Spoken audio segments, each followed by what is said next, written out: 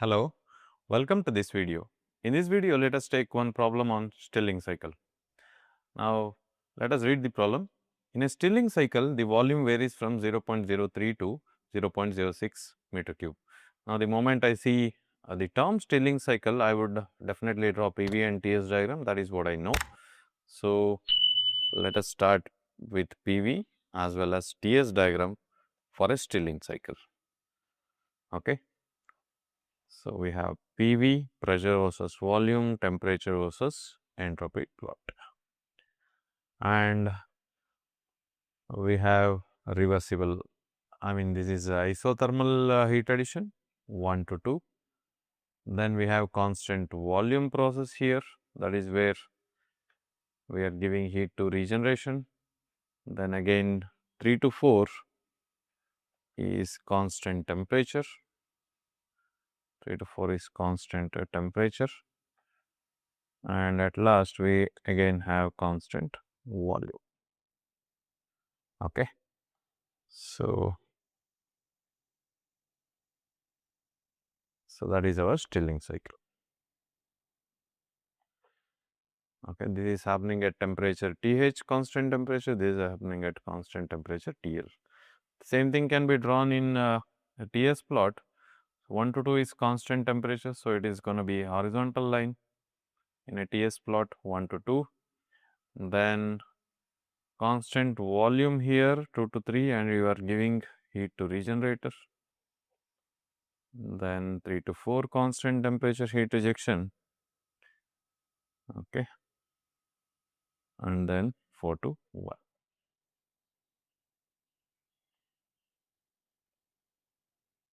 So, this is going to be our cycle. Now, the moment I see the term Stirling cycle, I draw PV as well as TS diagram. Now, let us read. Volume varies from 0.03 to 0.06. So, if you look at here, there is only two volumes, that is V1 is equal to V4, that is one volume we have. Okay, here this volume which we are talking. So, V1 is equal to V4 is the lesser volume, that is 0.03 meter cube, and 0.06 meter cube is the highest volume. So, V2 is equal to V3 or V3 is equal to V2, that volume is 0.06 meter cube. So, only two volumes are there and have been given. The maximum pressure, where is the maximum pressure? So, the maximum pressure is the highest pressure, that is P1 is 0.2 megapascals. So, 0.2 into 10 power 6 Newton per meter square. The temperature varies from, so temperature, there are only two temperatures here again. So, we have higher temperature and lower temperature. Now, TH is 540, and remember temperature must be converted into Kelvin. So, plus 273, and TL is lower temperature 270 plus 273. Now, let me convert this into Kelvin. 540 plus 273, 813 Kelvin, and 270 plus 273, 543 Kelvin. So, these are the temperature limits between which we are operating. The working fluid is here. So, the moment I see the working fluid is here, the properties of air must be known to us. Okay. Anyhow, find the efficiency work done per cycle, and we know the efficiency equation is equal to 1 minus TL by TH for Stirling cycle as well as Carnot cycle, both are same anyhow. So, 1 minus 543 divided by 813 into 100, we will have to do 1 minus 543 divided by 838. So, that is 33.2 percentage multiplied by 100, we will have 33.2 percentage. Okay, this is our efficiency. Now, we are interested in work transfer. If you want work transfer, it is better we find it out by the way of heat supplied minus heat rejected. Now, can we go for heat supplied here?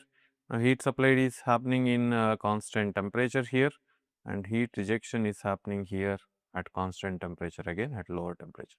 Now, what is Q 1 to 2,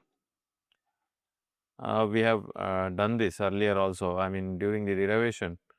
So, Q and W will be equal for a constant temperature process. So, if you want to quickly recall that process 1 to 2, so always remember whenever we want heat transfer, we always use first law of thermodynamics for a closed system. So, Q1 to 2 minus W1 to 2 is equal to delta U1 to 2, and we know that this is going to be 0 because temperature is constant. Therefore, Q1 to 2 is equal to W1 to 2, and we know the equation for W1 to 2 for a constant temperature will be PV ln of V final by V initial, that is here P1 V1 ln of V2 by V1. I will check if every other data is there, I can solve it. I think we have P1 V1, yeah. So, I think we can solve this. So, P1 is point, we can also alternatively use MRT1, that is also fine. So, anyhow 0.2 into 10 power 6 into V1 is 0.03 ln of V2 is 0.06 divided by V1 is 0.03. Now, let us solve this.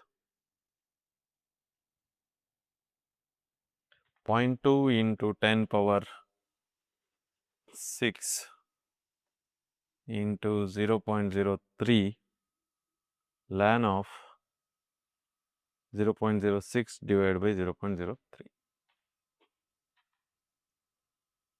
So, that will be 4158.88. 4158.88. Now, what is the unit? You can cross verify. Pressure we have substituted it in Newton per meter square and volume in meter cube. So, obviously, our unit meter square cancels out, we will have Newton meter is joule. So, this is joule. If you want to keep it in kilojoule, just divide by 1000. So, divide this by 1000 will 4.158 kilojoules.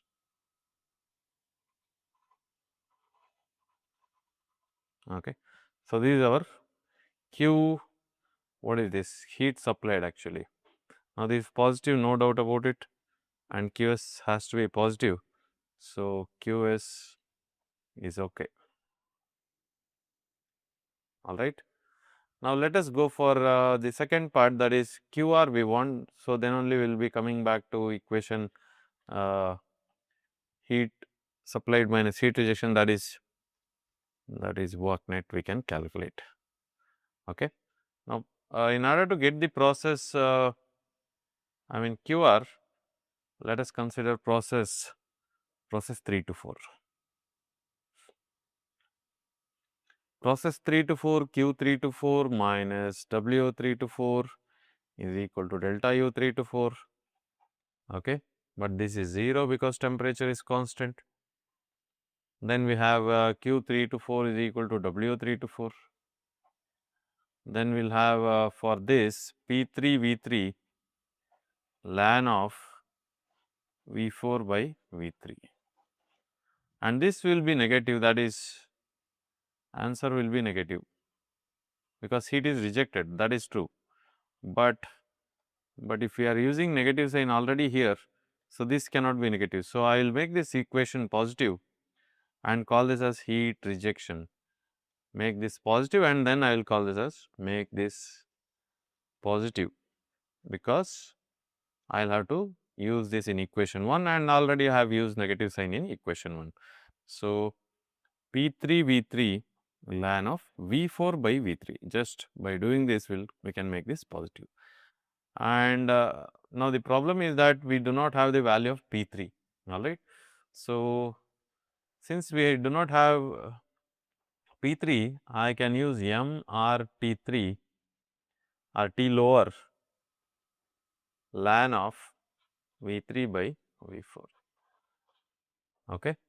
Just because I did not have the value of P3, I am just shifting towards MRTL ln of V3 by V4.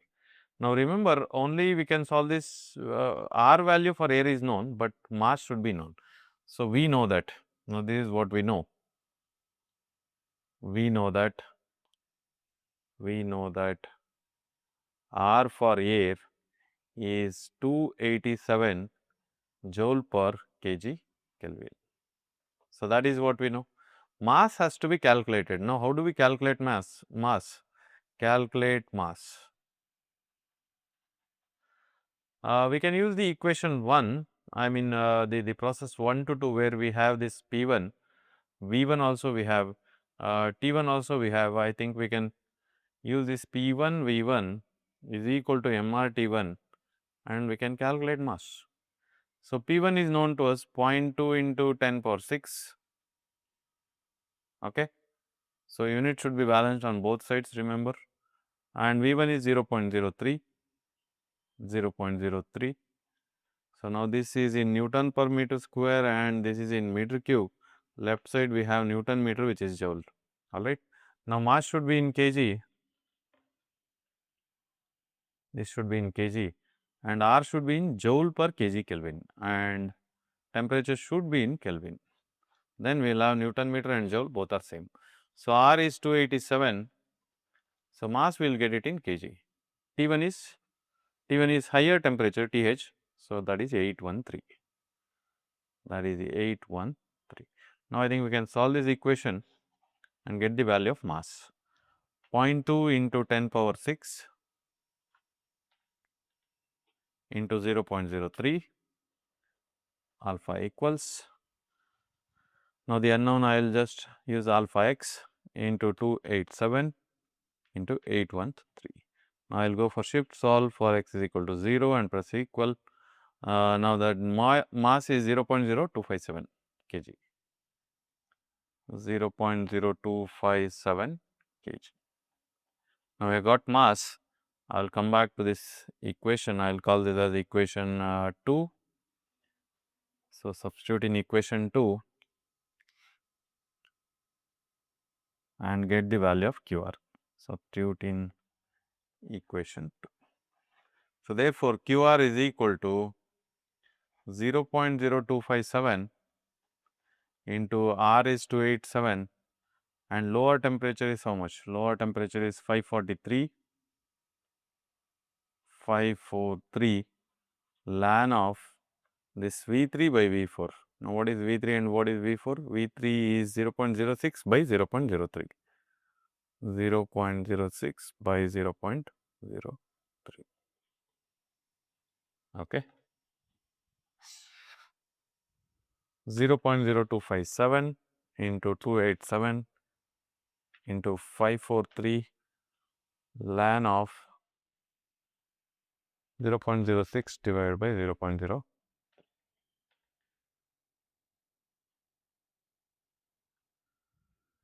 2776.13.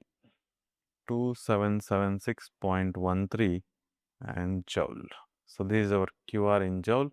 If you divide this by 1000, we will have 2.776 kilojoule.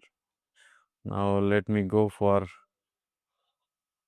equation 1. We wanted actually what? We wanted work net. Work net is heat supplied is known, heat rejection is known. I think we can calculate work net. Now, substitute this in equation 1. Equation 1, W net is equal to QS minus QR 4.158 minus 2.776. 4.158 minus 2.776. 1.382 kg. 1.382 kilojoule. So, that is the work done by this Stirling cycle. Thank you.